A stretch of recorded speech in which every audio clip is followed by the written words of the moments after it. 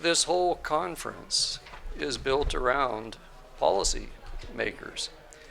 Most of the people that attend this conference are people who are in a position, based on what they do, to influence and get things done. And in this particular instance, we're dealing with an insurance problem. It's turmoil in the market, and that turmoil preceded the recent fires. What the fires did was bring it into focus for so many people. But it is a problem that has been growing. It's not just a California problem. This is a national problem in various degrees all over the country. The world is changing. There are a lot of factors that are impacting why the insurance market is in turmoil. There's not necessarily any one solution, but through groups like this, if history is any guide, sometimes what begins to happen is the solutions start with real policy-oriented people, such as yourselves and certainly this panel, each bringing very practical approaches to kind of addressing what people are going through, businesses and government and everybody else. So without further ado, I'll let each introduce themselves and speak a little bit about what they're seeing and their backgrounds. But just so you know, we got Kristen Torres Pawling here, who has been with the county in the sustainability office for a long time. Now she is in Supervisor Katy Yaroslavsky's office, Deputy Chief of Staff, working on policy issues and especially in the Palisades. Jaron Brandon here is in one of the more rural counties in California. He is the supervisor in Tuolumne County up in the Central Valley. That's Janna Sidley. Janna has a remarkable history. We could go on for a long time about it. Just as I can't hold a job. She was general counsel of the Port of Los Angeles for a period of time. She has worked in presidential administrations. But relevant to this panel, she has been on the Little Hoover Commission for some time and looked into the insurance issue and so forth, and she'll be able to speak to that. We have Darcy Coleman here, who is the asset manager for a large group that develops hotel properties in this state. And she can speak both from the experience of what it's like if you can't find insurance, or how difficult or important that is, what they experience in the market, but also more recently. She was one of the leads, she was the chair of the insurance team of the Mayor's Recovery LA, big project. And she has seen and heard the issues discussed in every way conceivable. Michael Grant, second to the end there. Michael is with Lockton Insurance Brokers, the largest privately owned insurance brokers in the United States. He works in national accounts. He sees all the problems. And if any of you are familiar with what it's like to be in his shoes, on the one hand, you don't make money if you can't sell insurance policies to people who need it. And on the other hand, you've got the insurance companies. You can't be against them because they can easily pull their authorization for your firm. And yet he's got to balance these two things, and so he's seeing it from real life and very practical. Last but not least is former insurance commissioner Dave Jones, California insurance commissioner. 2011 to 2018, Dave? So he has actually seen it from the inside. And in some of the conversations we've had leading up to this, I've spoken in terms of things that I saw we were able to do back when John Garamendi was the first elected insurance commissioner. But what Dave can speak to is some things the insurance commissioner no longer has in the way of tools and authority, other things that have been added and so forth. So very practical and very oriented to what we're doing here. But why don't we start off in no particular order. How about with Kristen, because you're right here and we can work our way across the panel. Great. Thank you, Jules. It's thanks to the whole Verdexchange team for another year of excellent programming, and David for I think I've said you always put too many good people on a panel and then you don't give us enough time. And we have enough time today, so thank you. Thank you. So that'll start off with that. So yeah, my name is Kristen. I'm Deputy Chief of Staff for LA Councilwoman Katy Yaroslavsky. Her district, which is Council District 5, represents some share of the Santa Monica Mountains, Bel Air, UCLA, down to Palms, east to Koreatown, and 405 being the border.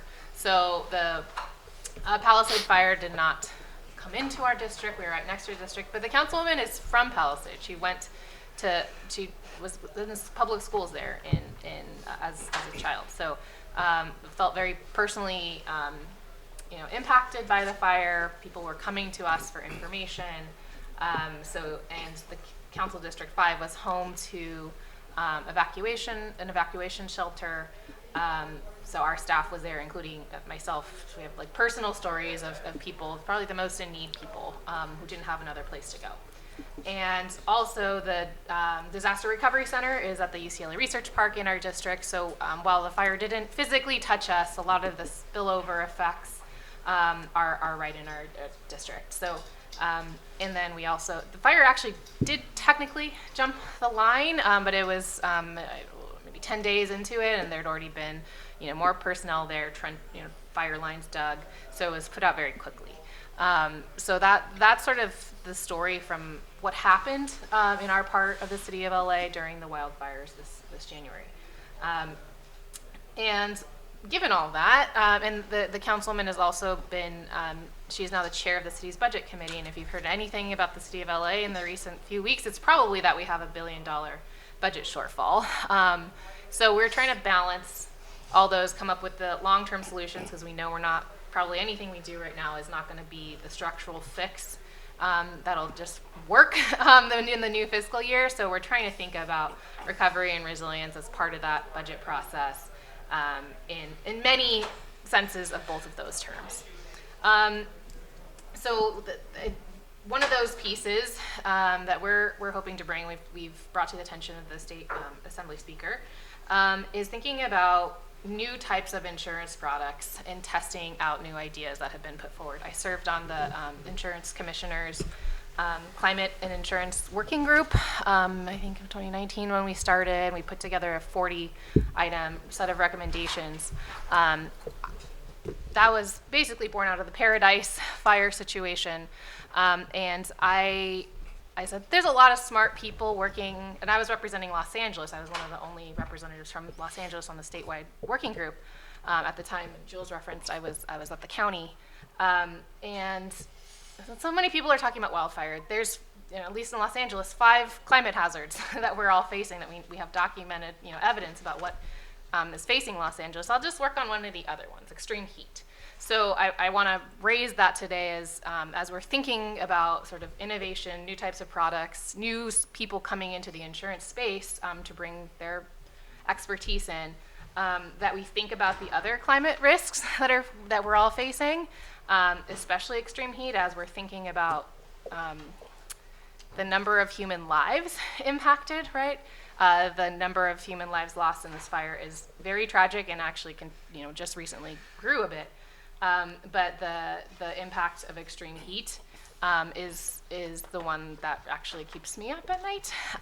And the piece that I wanted to share about that insurance working group was, I thought it'd be sort of like climate-y people and we'd all just sit there and pontificate. But what brought me back to the table, and what I think brought a lot of strength to the recommendations that we ultimately put forward, was the participation from the reinsurers. I didn't even know what reinsurers were at that point. The insurance companies to the insurance companies. They were there at every meeting, very invested. And I was like, oh, there's a problem here. And these folks who are coming to the table are very serious, and at that point had already started buying up some very sophisticated climate modeling. And I said, I sort of like, oh, this is kind of a problem, but it really came home for me when I saw that level of active engagement. Folks like Rex Frazier at the table from the statewide insurance advocacy group So there was a lot of attention being paid by the reinsurers, and especially to the climate models. I saw a bulletin go out by the Department of Insurance last week saying the new wildfire maps, because in Los Angeles there's been an update of our wildfire severity zone mapping, and they're in draft form right now, and people were very concerned. We started hearing about, what does this mean for my insurance? And the answer is nothing, because the insurance industry already knew all this. We're just mapping it from local, responsibility perspective, which is, striking. We in our district we expect, right now there's a moratorium on non-renewal for a little bit less than a year for much of Los Angeles. But I'm thinking about what does that mean in March 2026, and what actions can we be taking now? One of the top ones, I'm just going to nail down my number one thing that I think is most important, is funding some new and innovative insurance products that, basically pilots. That was one of the key recommendations from our report. I know the Department of Insurance has been engaged in pilot funding for sort of storm surge activities in a community in San Diego, and another one in the Delta. Speaking to sort of more rural, this is a statewide issue, right? That we need models everywhere. Los Angeles wants to be one. The councilwoman has expressed to the state legislature why it's so important to start trying new models, new types of products. And there's a bill by Assemblymember Rodriguez around funding the pilots, essentially, that the working group recommended, and trying to sort of broaden the table of who's talking about these issues, and what kind of products can be put to bear to expand the number of tools that we can use to address all the climate risks that our communities are facing. So I'll pause. Supervisor Brandon? Thank you for that. I get to be the rural guy, I guess, with it. And that's true. I come from I live in a small little gold rush type town. I got a stagecoach goes by my house twice a day. Awesome. Yeah, I'm 2 blocks from a saloon, and we're number 1 in steam engines. Did you know that? I did not. Yeah, it's a very famous area. So my name's Jaron Brandon. I represent the 5th District of Tuolumne County. If you don't know where that is, but you ever drink water in the Bay Area, that's where that water comes from. You might also go up and ski at Dodge, and hopefully spend some money in my district. It's very beautiful and affordable. I also serve in a few different other roles. I'm the vice chair for 2nd year of our Central Sierra Economic Development District, which represents 5 counties and 2 cities. I'm an advisor to the UC Ag and Natural Resource Program, the Small Business Development Council, our Forest Collaborative, Yosemite Stanislaus Solutions. I'll talk a little more about that, as well as a 3-year chair of CHIPS Forestry, which is a group that helps do contracts with indigenous tribes and connect them to forest work and hand crews and different stuff to keep them moving around, employed, and we basically just handle all the paperwork and liability and insurance. So that's a little bit about me. For this, I sold guitar strings, but I've been at this for about 7 years. It is something we live with, fire insurance, forests, and fire risk in a very real way my entire life. A little history of the area is that this was traditionally a carbon cycle and land use that was Native American and tribal land. These were the Miwok, the Paiute, the Washoe, the Shoshone, and the Mono bands of Indians. Those folks would often conduct burns, but even as late as the 1970s, the federal government would arrest them for basically committing arson. And then many environmental laws turned to having conservation of public lands be to not touch them. In a county like mine, we are 1.3 million acres, but we are 78% federal land. A lot of the rest is Williamson or private timber, so we are only 6% private, meaning that property tax is very difficult to come by. According to the UC A&R system, forests like ours have 10 times the historic fuel load that they would have carried pre-settlement and colonization of California. And in 2013, the Rim Fire, you may have heard, burned 250,000 acres in Tuolumne County. One could consider this the first mega fire of the modern period. It did not burn a lot of structures, but I think number 1 was back in 1910 or something like that. So we've had an early start and have not had a major fire since. in trying to address this as a small community of only 55,000 people for such a large land area and resource base. And we have potentially the most successful, I think, biomass circular and successful collaborative in the entire state. And I encourage anybody to reach out. We've been working on this to get the spotted owl folks with the lumberjack folks to stop fighting each other. And they're actually friends and working together and bringing in this year's $70 million. We've cleared over 300,000 acres doing very well negotiated, sophisticated fuel reduction projects, which creates its own problems of success as well. I wanted to emphasize that something, since I imagine most of the folks in the audience here may come from a fairly highly urbanized area. I don't know, you maybe travel, come up, go skiing, stay at a lodge. My area is facing a pre-Prop 13 crisis. There are people that are being priced out of their homes, seniors and the disabled and young people. These are some of the poorest areas of the state that have, frankly, third world issues, more similar to a lot of the southern United States than it is to California. We were number 1 in 6 indicators on opioid addiction. We are one of the most elderly areas in the entire state. We can't find workers. There is no rental options, and that loss of industry from many of the, I think, well-intended but poorly applied environmental policies effectively destroyed most of the mills and production and natural resource jobs that we had. Thank goodness we had tourism again come up, spend some money, but we are a disadvantaged and disenfranchised community that's had a lot of issues. We have examples of Rush Creek, a $40 million resort that's been built. They had a $70,000 a year, $40 million coverage policy 8 years ago. Today that is $1.3 million per year on that policy.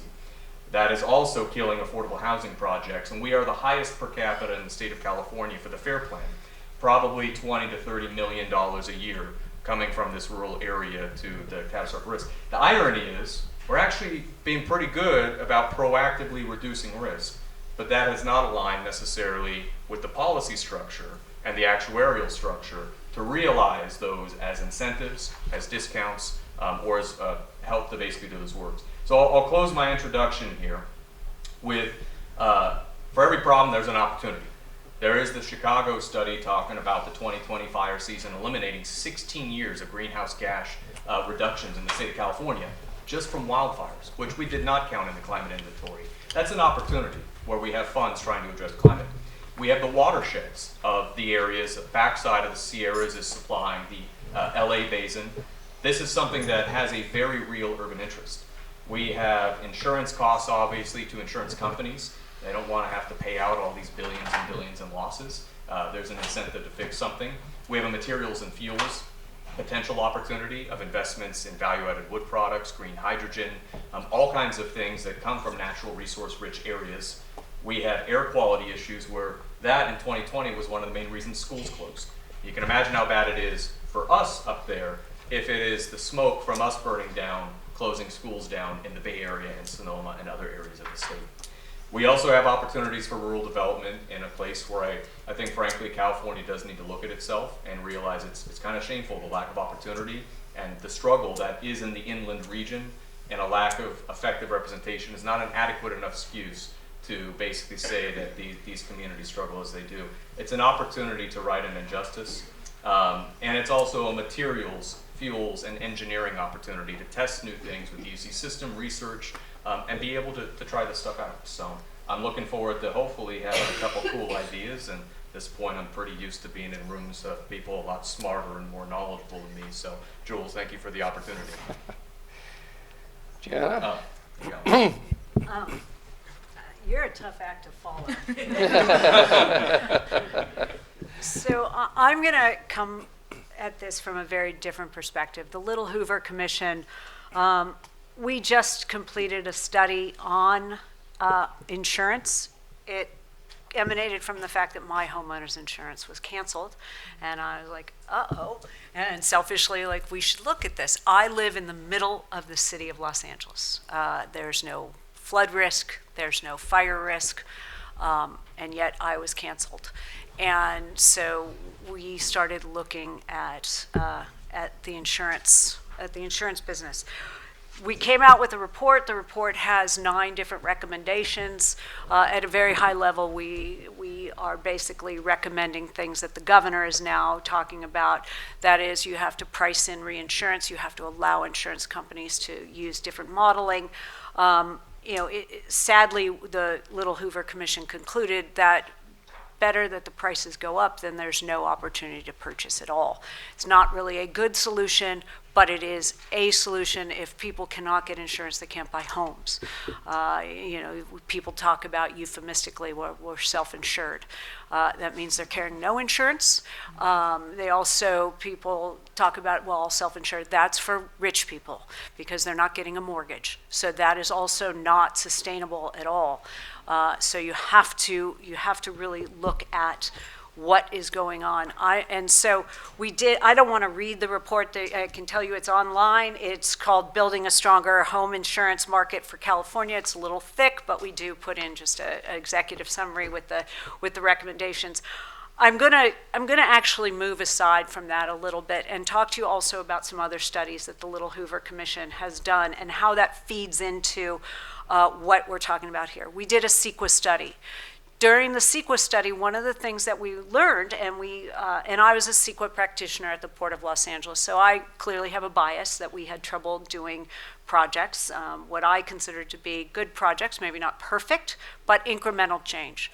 And one case in point, we've been in court for over 20 years, and we still have not reduced emissions one little bit because we're doing what we're doing, and we haven't been able to do anything.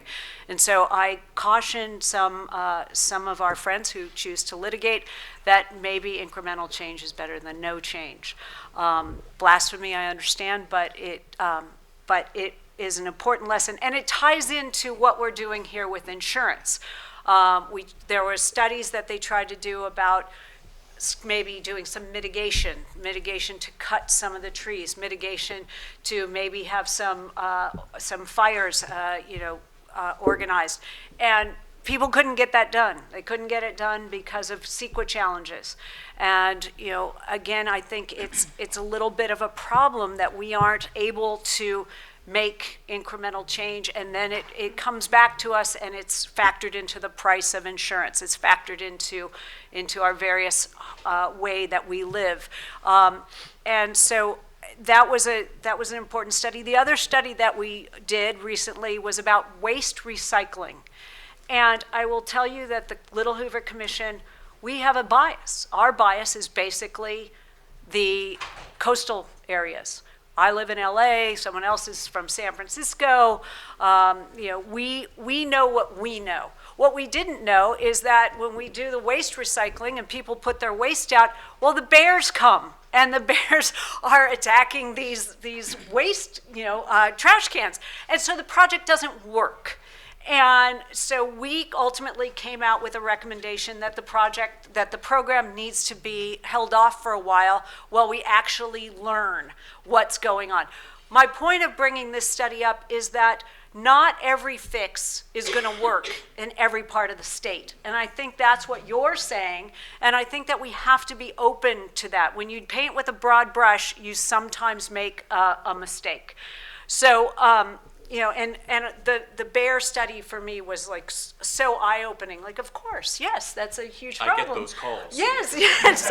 I don't. I have no black bears in my neighborhood. So, yeah. So, true. It is a bear market. So, thank you, Jonathan. Thank you. So, I come at this from a research position, and I think that the panel here talking about what their specific issues are, I think is very important for everyone to hear. I'm going to add one other maybe provocative point, and that is I think that the consumer watchdog organization that is overseeing insurance is also a little bit biased and not necessarily understanding what people are feeling every single day. I say that when we were holding our hearings, the person testifying for the consumer watchdog said, I think we should call in the insurance company's bluff. And I looked and I said to the person testifying, "Did you misspeak?" And she said, "No, I did not." And I said, "Well, what bluff are you calling? Because they're already leaving. So I don't really understand." And then I felt like she was playing poker with somebody else's money. And I think it's important to have people who are fighting for the rights of everybody who is buying insurance, and it's important to have a watchdog, but I also think we need to understand our own biases in order to actually provide the help that people need. So, so I put that out there. The final point I'm going to make is that everybody wants to point out to California's crazy and they're doing crazy things. To Jules's point, and I think it sort of came from speaking with me, this is not just a California problem. This is a national problem. Florida is having insurance problems. Texas is having insurance problems. This is a climate problem, ultimately, that people are trying to price into insurance. And so I think California has some unique issues in terms of how we mitigate. Not every state has CEQA. Not every state has these other, consumer watchdog protections. But I think every state is dealing with what we're dealing with here, which is affordable insurance. So I'm going to pass it along to you and have at it. Okay. Well, you're not easy to follow on. So, my name is Darcy Coleman. I work for a corporation called Alagem Capital Group. I'm vice president of asset investment management, and I work in commercial real estate for a hotel developer. My background is in investment and development, and I'm very familiar with how expensive it is to build. If you're talking about entitlements, especially, the word of the day often is adaptable reuse, and how can we change the use of things? Well, once you change the use of things, that requires entitlements. Once you talk about entitlements, you're already talking about millions of dollars. And I'll speak to three things that I thought about where you were talking, and the three before me. Litigation, tax, and regulation are the three words that are killing the ability to build. And it's going to make it very difficult to recover from this wildfire. And we just had one last year. We know it happens every year. None of us need to look at the weather report to know that there's going to be a fire right along the end of the year to the beginning of the year. And the issue, if we were to do a Venn diagram and we looked at the key stakeholders who are property owners / policy holders, if they have a policy, builders, and the insurance companies, is cost and risk. It's right in the center. And there is a sunk cost to that we can't get away from, and it is the litigation, the tax, and the regulations. And we have to fix that. We know that mitigating the issue, including forest management, is difficult because of regulations. CEQA is in the way. CEQA is in the way of building quickly. We know that our mayor just did an executive order to get CEQA out of the way, and that tells us we can get things done with an executive order. We can get things done by being very proactive as well. Insurance is a risk issue, so if we don't mitigate the risk, how can we expect insurance companies to stay here? And we have to have a conversation without pointing fingers and making someone the bad guy. Whether it's the government or the insurance companies, we have to come together and say, how can we get private insurers back in the market? Because we know the FAIR plan isn't working. I was just talking to a friend of mine who's an attorney who lived in the Pacific Palisades. She's not rich. She did well for herself, but her mother, who's 95 years old, lost her home. It didn't get burned down, but she's got, if I'm remembering correctly, 2 feet of soot on her home. The FAIR plan requires her to pay for removal of that soot. That's $38,000. She has to be out of her home for at least a year to be reimbursed for being out of her home. Luckily, she can live with her daughters, but that's a 95-year-old woman who luckily had a husband, and they had a home in Pacific Palisades for over 40 years. Think of those people who are in Altadena or Pasadena who don't have that resource, may not have extended family, may not have a daughter who's an attorney by nature, and can look up the FAIR plan and make the phone call every day because the FAIR plan's customer service, unfortunately, is horrible. So that's just an example. To give you a little background as to why I'm here also is because I am on the advisory board of Urban Land Institute. After the fires, we all knew at least 5 people on our hand at the minimum who were impacted by the fires. So we had an emergency meeting. We have a meeting every month. We had an emergency meeting, and we said, how can we speak truth to power? How can we talk to the city and the county to help them understand how difficult it is to build, in a regular instance? Now we're trying to rebuild and recover quickly. What we know is that the longer it takes to rebuild, the higher percentage is that people will not return.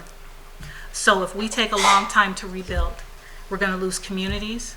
People have not only lost their homes, they've lost their neighbors, their friends, their school. Our children are just recovering from COVID and being out of school. Look at how they're going to be impacted by this now. Kids who didn't get to graduate and walk the stage may happen again.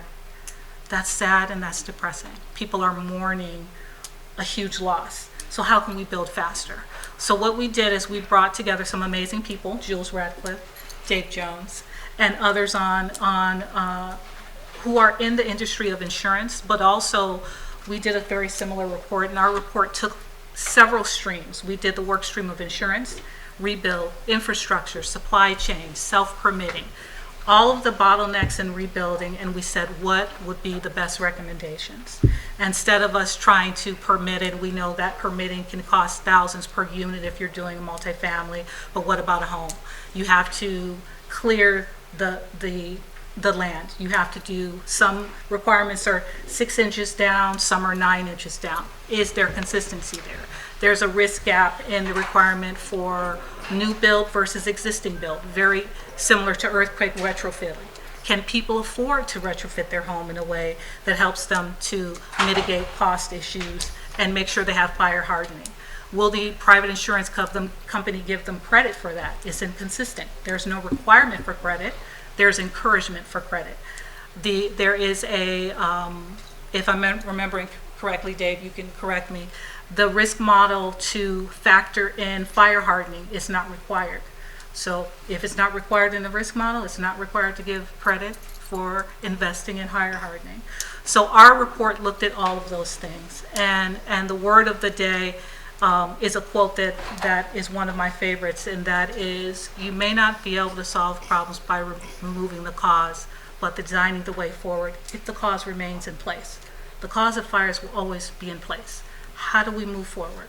How do we work together to mitigate the issue? And it's not pointing the fingers, it's really sitting here together. And when you speak the truth and you know what the truth is, you know what the facts are, they're going to speak to what the issues are. And if we can do that, we can solve the problem.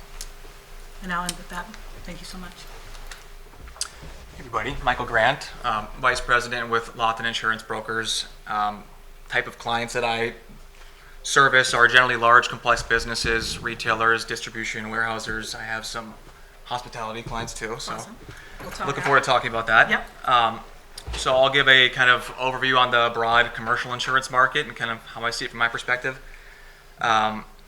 Starting with the property side, we're coming off of 3 to 4 years of disciplined underwriting where carriers were pushing for huge value uplift while charging rate. This has actually produced a pretty healthy margin for these carriers. So property carriers on the commercial side are well capitalized. We are actually quite optimistic where we are seeing double-digit rate decreases in the quarters ahead.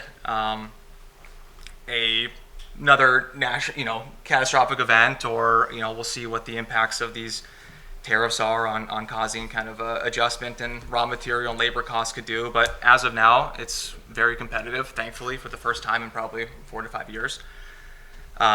There's a lot that I'll also say too that interestingly, the California wildfires, only about 10% of that impacted the commercial markets, and there were some comments about reinsurance, but the treaty reinsurance renewals earlier this year produced rate decreases. So on the commercial side, again, things are optimistic, and again, it's sort of a different issue on the residential side. I would say to encourage companies, there is a lot you can do to get the absolute best results. Start the process early.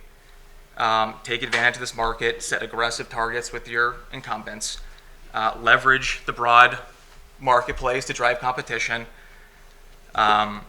work with your insurance broker or carrier to complete recommendations. If you're on the business side, you're probably used to your property carrier coming out to your location, giving you recommendations, work diligently to complete those.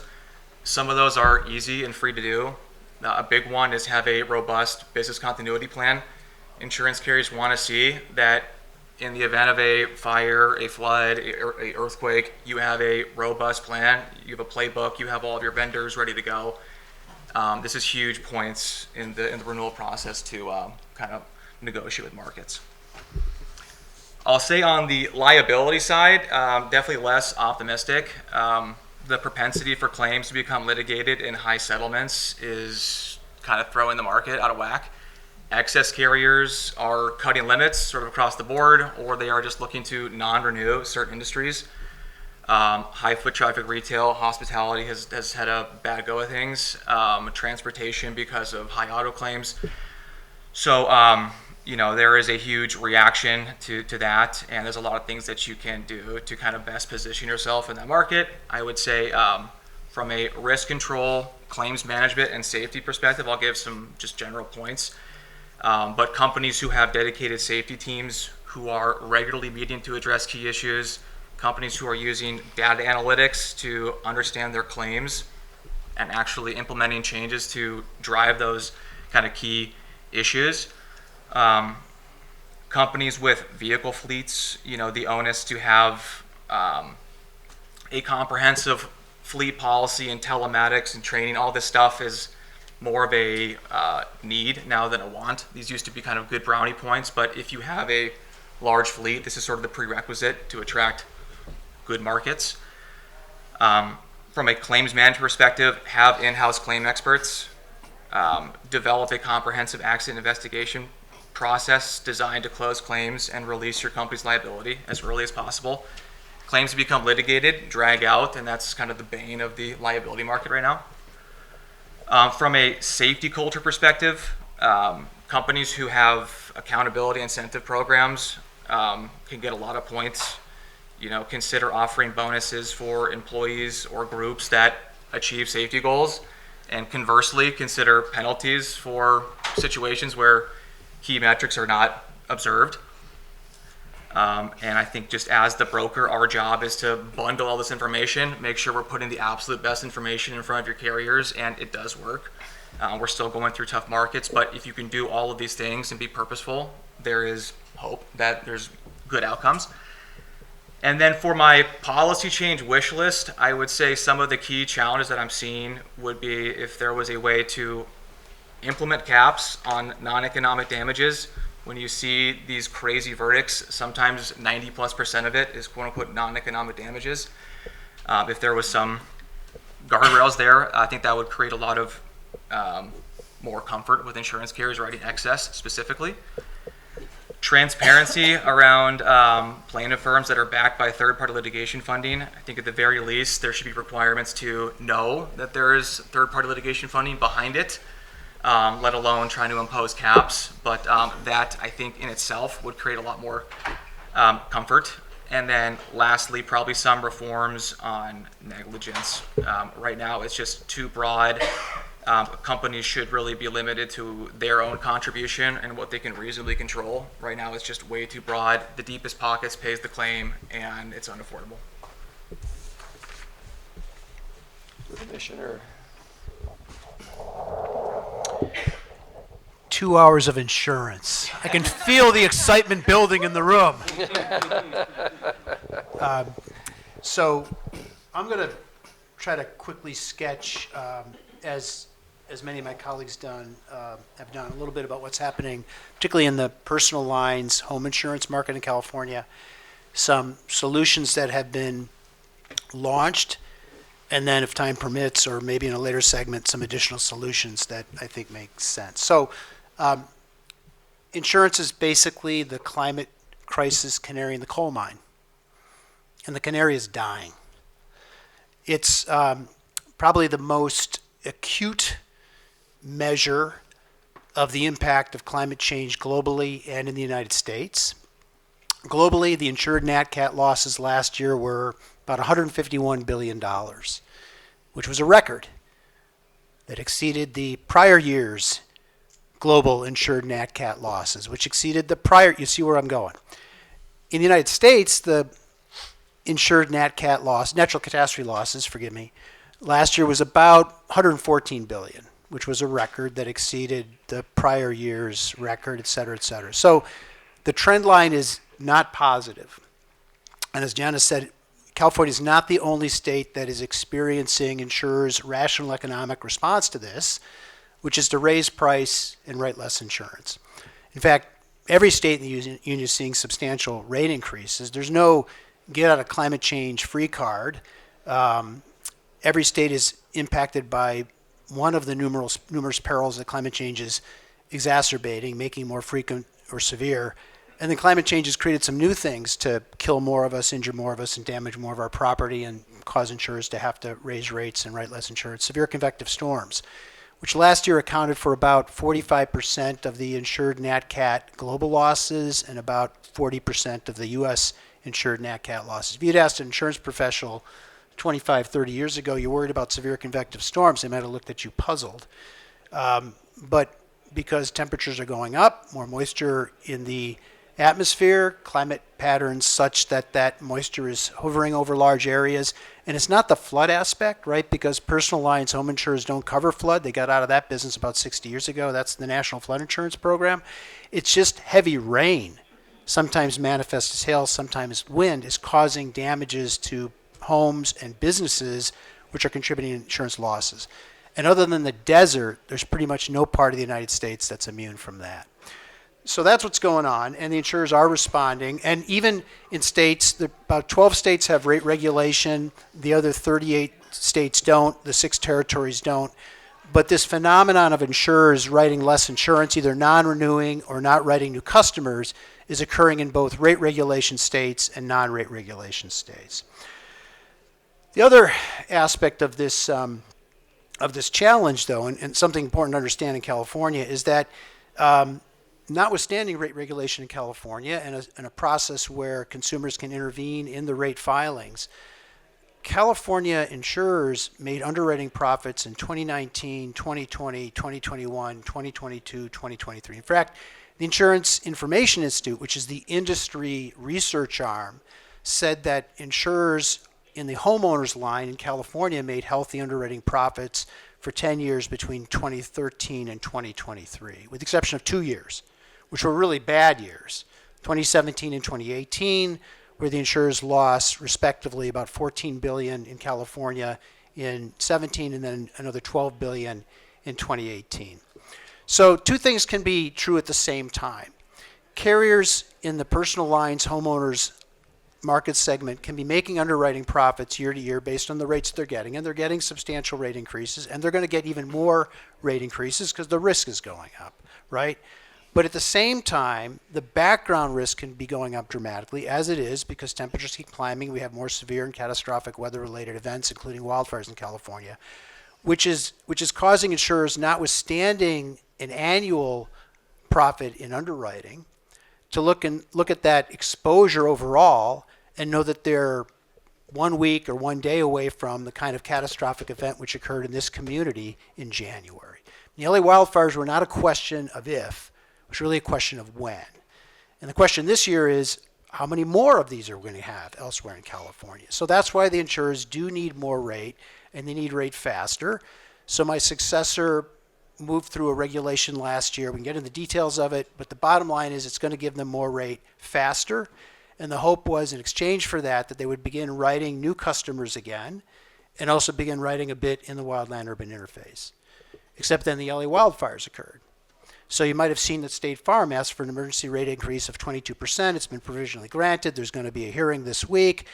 But State Farm said in that provisional request for an emergency rate increase that it wanted the rate increase, but it was making no commitment to write new customers or write new in the wildland-urban interface.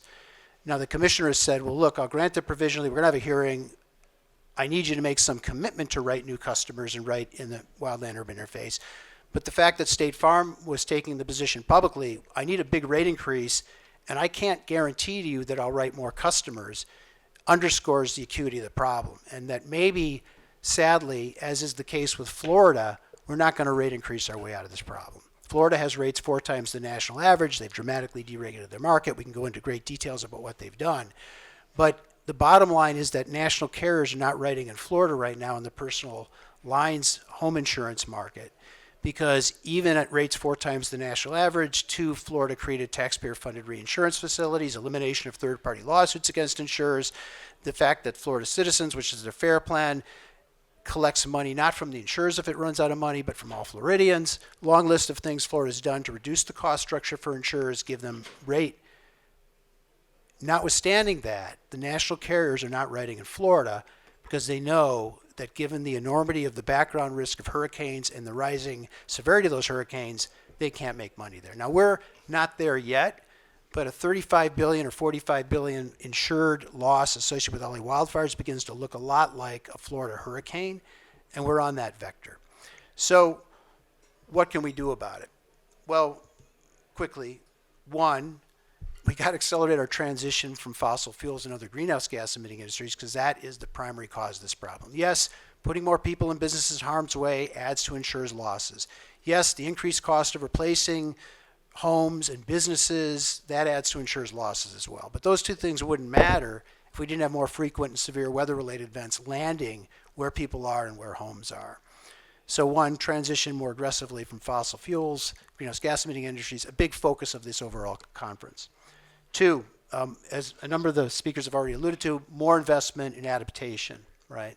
Whether it's at the property level, home hardening, defensible space, community level, hazardous fuel reduction, or landscape scale in our national forests or major private property owners' lands, forest treatment of the type that's been alluded to a moment ago, prescribed fire thinning, not clear cutting, to reduce the fuel, mimic the way that nature used to manage our western forests. It works, scientifically, empirically proven to reduce risk. Here's the kicker, though. Right now, you can do home hardening, defensible space, be in a community that's doing fuels reduction, be adjacent to a forest where there's landscape scale forest treatment going on. The state of California has appropriated $3.6 billion for forest treatment. The feds have kicked in a couple billion. Cities, towns, counties like Tuolumne are doing forest treatment. You get no credit for it in the risk score model the insurer uses to decide whether to write you insurance. That needs to change. And one bit of good news I'd like to share with you before I close is that just last week, a partnership involving my center at Cal, the Nature Conservancy, and also Willis Towers Watson, a global risk broking and risk advisory and risk analytics firm, we were successful in structuring and designing an insurance policy for a 6,500 unit homeowners association in the Sierra Nevada, in the midst of the forest, outside of Truckee, to insure recreational acreage of that homeowners association, about 1,300 acres, in the forest, heavily forested, with an insurance policy that explicitly accounts for the fact that they're doing active forest treatment across their 7,500 acres of forested land. And so as a result, it costs 39% less, its deductible is 84% less, but more importantly, the insurance company wrote the insurance in an area where everybody else is pulling out because the risk is too high. Why? Because the homeowners association is doing forest treatment. So there is a path here where if we invest more in adaptation and the insurers themselves account for that, not just in their pricing, price discounts are terrific for adaptation, and my successor included one in a regulation the other year. That's fantastic. But a price discount for home hardening and defensible space doesn't mean anything if you can't get the insurance written, right? So it's not just on the pricing side we need mitigation or adaptation to be accounted for. It's also on the underwriting side, the actual writing and renewing of the insurance side. And that's not happening, and that needs to happen. And we've shown through the placement of this product it can be done, that insurers can do it. We need them to do it. And then we need make more of those investments, as the prior speakers have talked about. So excited to continue the conversation. Mr. Commissioner, you've actually touched on something that has kind of run through a lot of the remarks here. And it's on the underwriting side. And I've often referred to it over the years as incentivizing the insurers to take into account, not just single home change or whatever, but where a community gets together, as you successfully showed can be done. You said that needs to change, and I agree, and I suspect many in this audience would agree. But what needs to happen to make that change possible? Is it new legislation? Is it what is it exactly? Well, there's no question that the insurers' risk score models they use to decide whether to write and renew home insurance are technically able to account for property, community, and landscape scale adaptation or mitigation. In 2021, a paper that I co-authored at the Nature Conservancy along with Willis Towers Watson, we demonstrated that the risk score models can account for landscape scale mitigation, forest treatment at a landscape scale. And we exposed all of the formulas in the models. There's not a huge transaction cost to adjusting the models to account for this. It can be done. And our results were replicated a year later by Moody's RMS, which is the big insurance industry cat modeler. So there's no question that the models can account for these things for property level, community level, and landscape scale mitigation. The challenge has been to get the insurers that write personal home insurance and small business insurance to do it.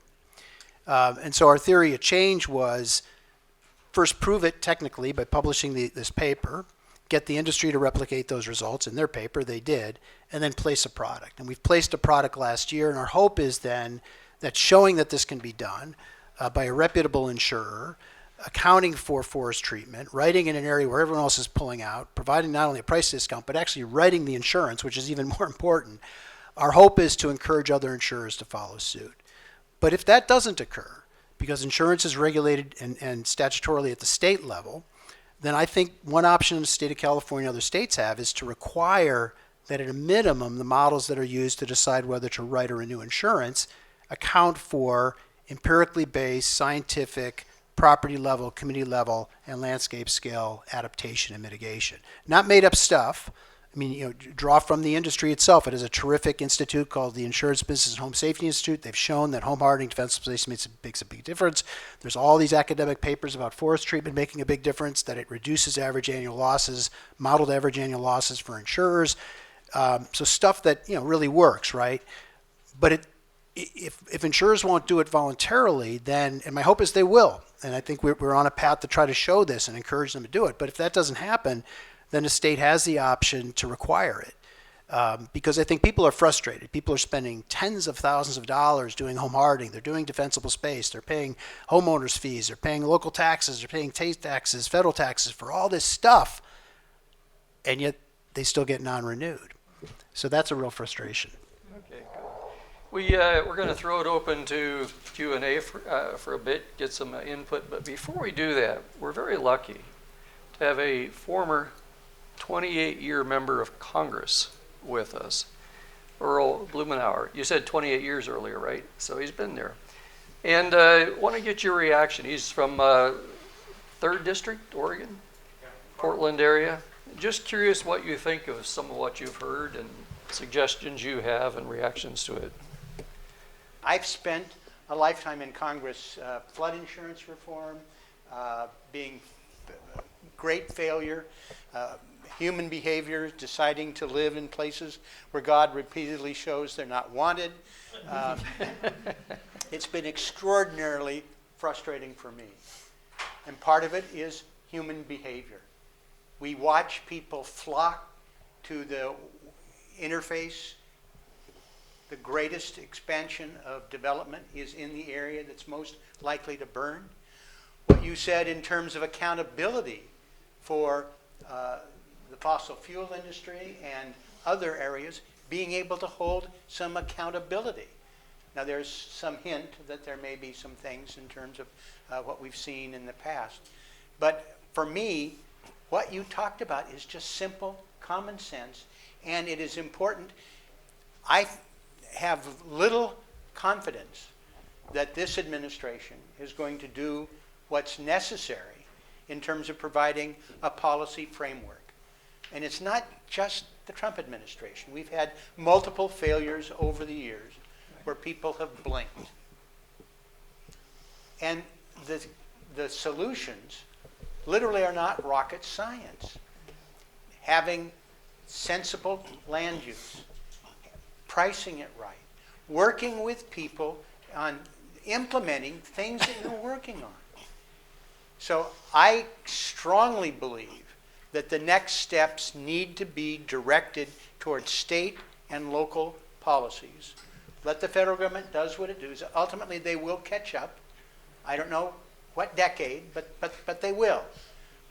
And in the meantime, being able to control things we can control, particularly at the state and local level.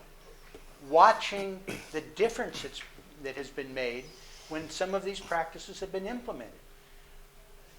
I am excited listening to the specific things that you're talking about, but I fear that unless we get our arms around things we can control locally, if we don't get a handle in terms of climate change, that canary you talked about is dying.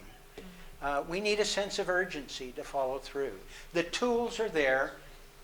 You've outlined a number of them. For me, I'm willing to just let the Trump administration do what the Trump administration does, but urge strongly that we do what we can do at the state and local level, engage people in a transparent fashion, use proven technology and examples. Because I sit here, I'm encouraged by what you're saying. There is a path forward, but we've got to be able to make sure that we exercise it at the state and local level. And sadly, we've got to do a reset with the public. I mean, we did work on having flood insurance maps that reflected risks. In my state of Oregon, things blew up in an effort to try and have mapping for wildfires. And so we can't just allow the public to skate.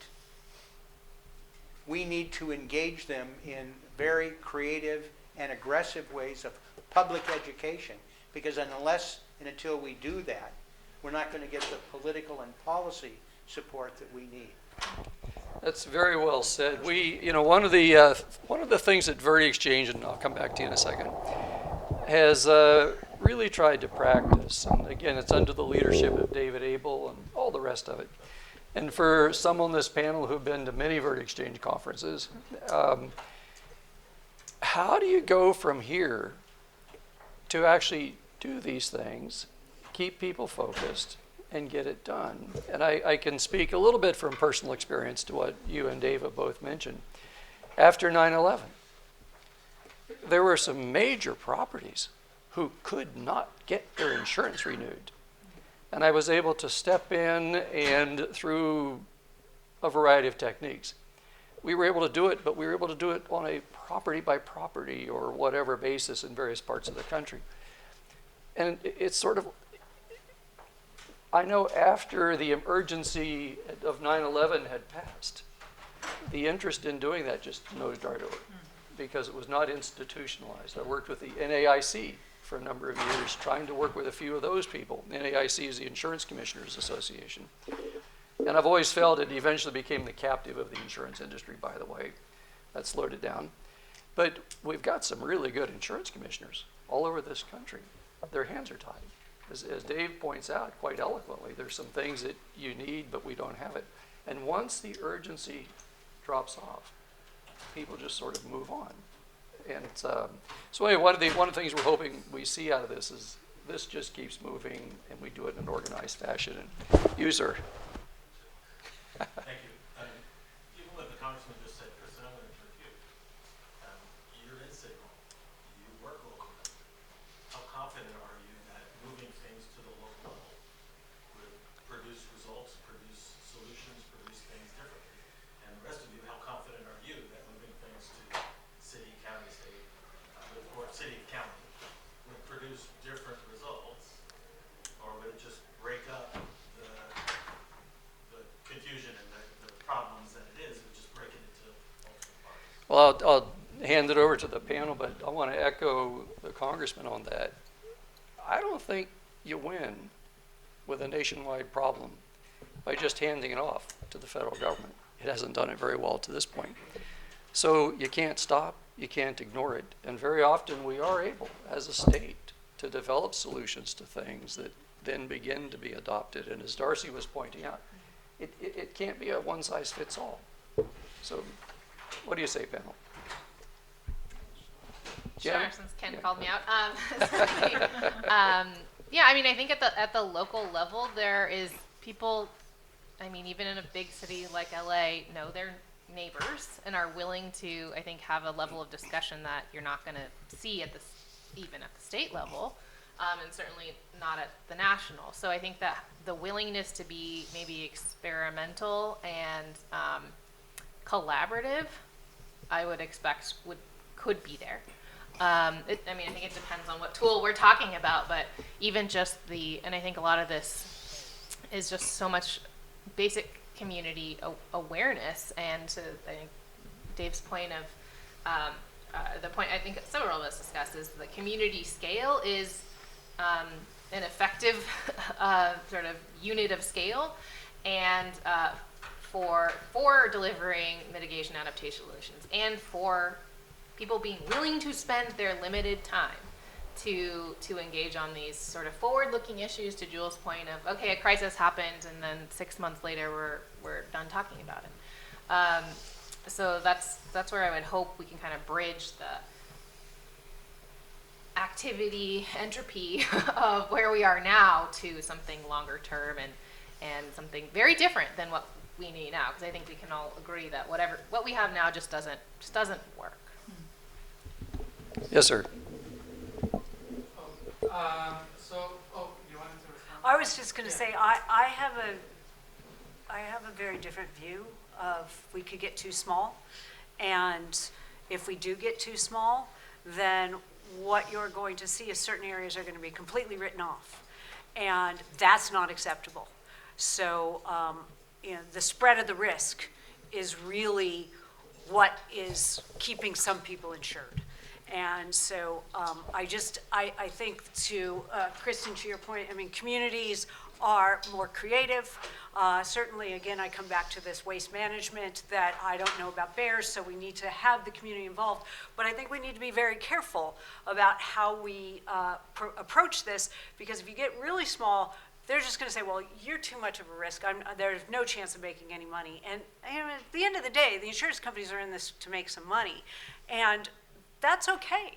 So we can't just look at everybody and say that you're bad and we're good, and start making these types of decisions. So I just caution us about being too small. I think the federal government doing this is too big. And I also look, Donald Trump and his administration is going to do nothing. All we're doing right now is we're making it even more difficult with the stock market going down. These insurance companies are investing. They have even less money to pay out claims. So the situation is getting that much worse as we sit here right now. So I don't think we should go to a national level, but I also think we need to be very cautious about going too small, because then we can't diversify the risk. And since I have the microphone, I just want to thank Commissioner Jones. He testified for the Little Hoover Commission. It helped to formulate some of my views. I thank you so much for your testimony. Also, I am a bear, so Cal Bears.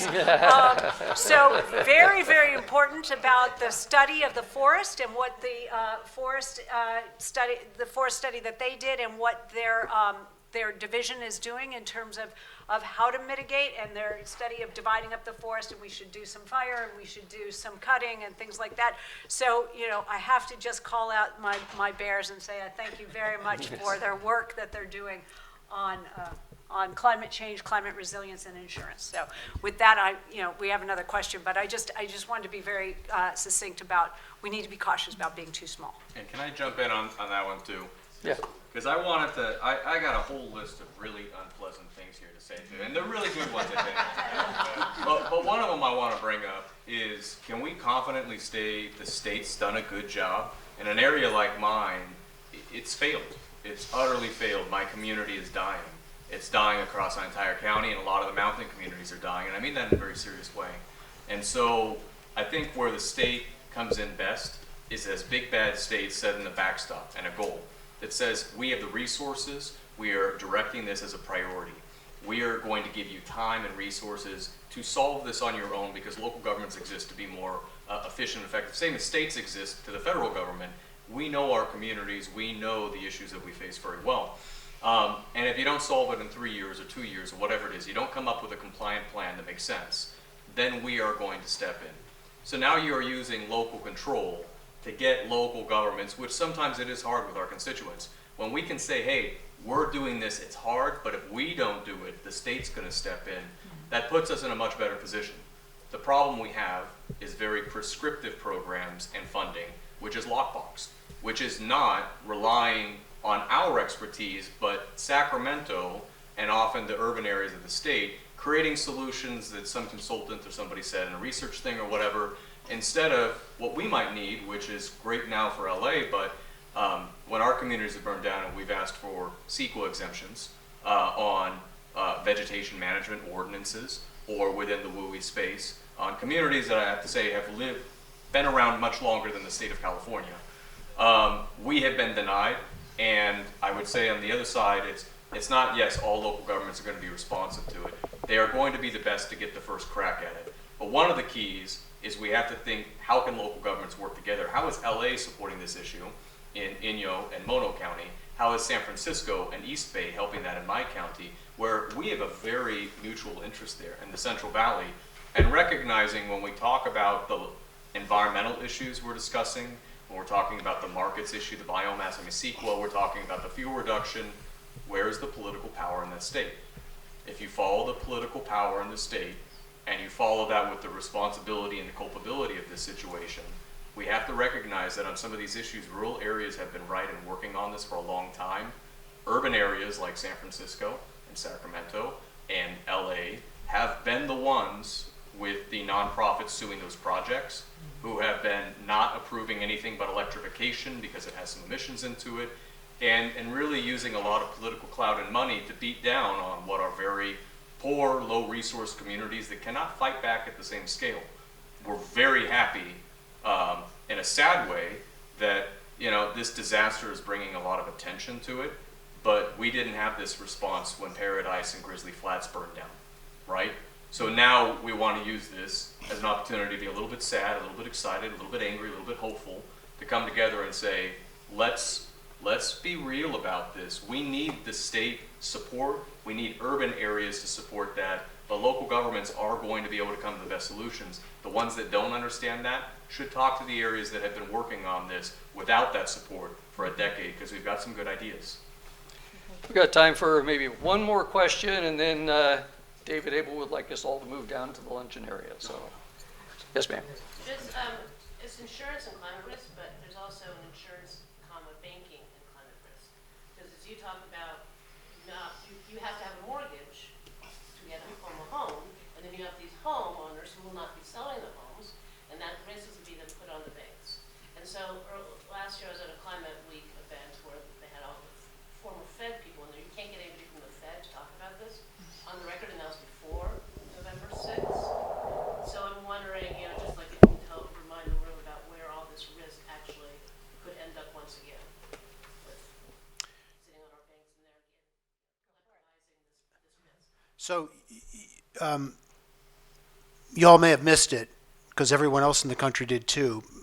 3 weeks ago, Jerome Powell, the chair of the Fed, in testimony before Congress said that, to your point, which is a terrific question, there are parts of this country where you will not be able to get a mortgage in 10 or 15 years because of either the unavailability or unaffordability of insurance. And that got missed because President Trump was doing something that day. But absolutely. So the Federal Reserve of Dallas has done a number of studies that indicate that we're starting to see an increase in mortgage delinquencies and mortgage defaults, coincident with areas in this country where insurance prices are going up or insurance is becoming increasingly unavailable. And folks know that every mortgage lender in this country requires you to have insurance. And if you don't have insurance or you can't afford it, then they'll force place insurance for you, which oftentimes costs more than the initial insurance that you get in the market, which you couldn't afford, which is why you dropped it.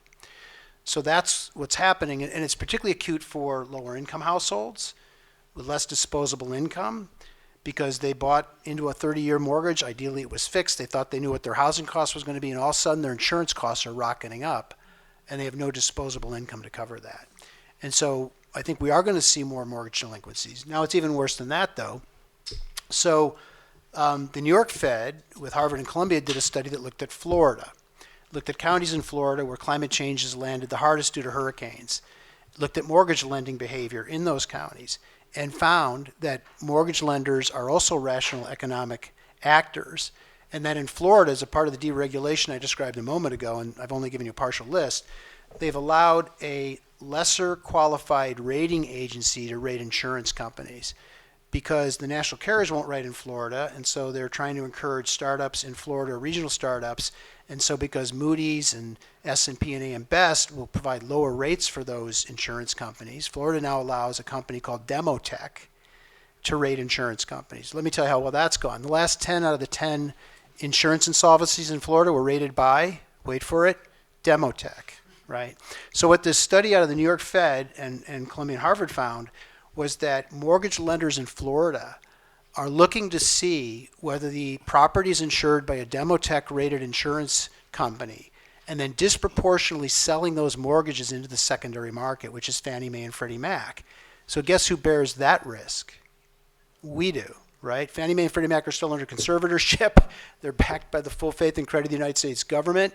And I mean, we're not at a place yet where the mortgage lending market is going to freeze up. We're not at a place yet where Fannie Mae and Freddie Mac is going to go insolvent because of a disproportionate share of poorly insured or poorly rated insured properties.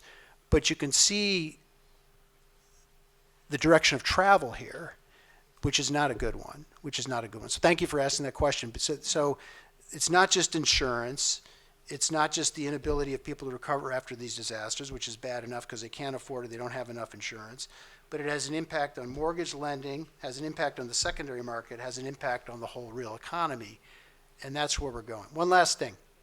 So the point I was trying to make, perhaps inartfully, is that you can do things at the local, state, and federal level to invest in adaptation and mitigation. And you can do things at the property level too. And there are important discussions to be had about who should pay for that and how much and how should that cost be distributed, and shouldn't we reduce the red tape associated with doing those things, as all my co-panelists have raised. Those are extremely important issues. The point I'm making, though, is that you can do all those things and you still won't get any credit for it in the decision the insurance company makes whether to write or renew the insurance. So I'm not saying we shouldn't do those things. We need to reduce red tape. We need to figure out how to help rural areas. We need more federal and state assistance, all of those things, and we need more property owners to do more mitigation on their properties. But even with all that and more, which we need more of, you still don't get your insurance written or renewed. And that needs to change. That's one of our recommendations. Yeah. This panel is 6 really good people, as you can see. They have all said they're more than happy to continue the discussion with anyone here individually. All of us are committed to go forward, finding something that we don't just talk about, but we do it. So thank you so very much, everybody.